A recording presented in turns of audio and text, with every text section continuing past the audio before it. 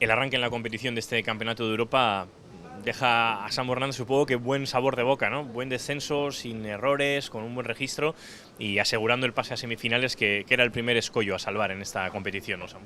Sí, sí, exacto. Bueno, empezar una temporada con una primera manga de clasificatoria en un Campeonato de Europa, pues nunca es fácil, sobre todo que el corte aquí en Campeonatos de Europa es más selectivo que en Copa del Mundo.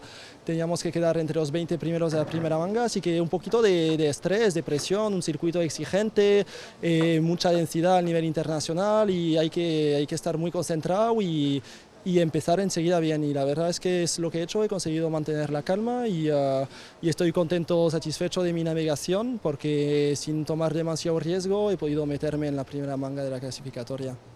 El circuito cambiará para esa semifinal, pero supongo que las sensaciones de este arranque siempre dan un punto de motivación y bueno, supongo que el objetivo está en pasar ese siguiente corte, estar en la gran final, que sería como el primer objetivo, ¿no?, para este campeonato.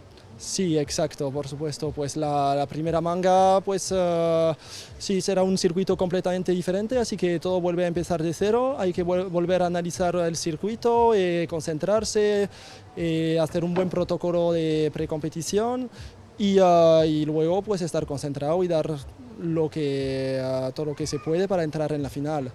Y luego pues intentar estar en final y en la final pues soltarse y puede pasar todo. Pues mucha suerte. Gracias.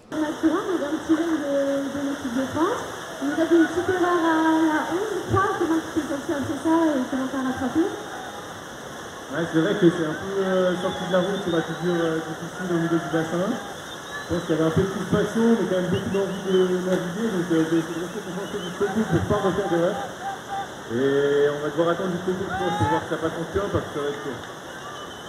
Ok, merci Mathieu. Merci Nadia, bon courage pour la suite. Et là aussi, Sam Hernández qui est en train de mettre le feu au bassin. Il est bien Sam là, il est capable de venir prendre la première place. Samuel Hernández qui a connu de belles choses sur ce bassin. Attention, il a tout dans le sprint final.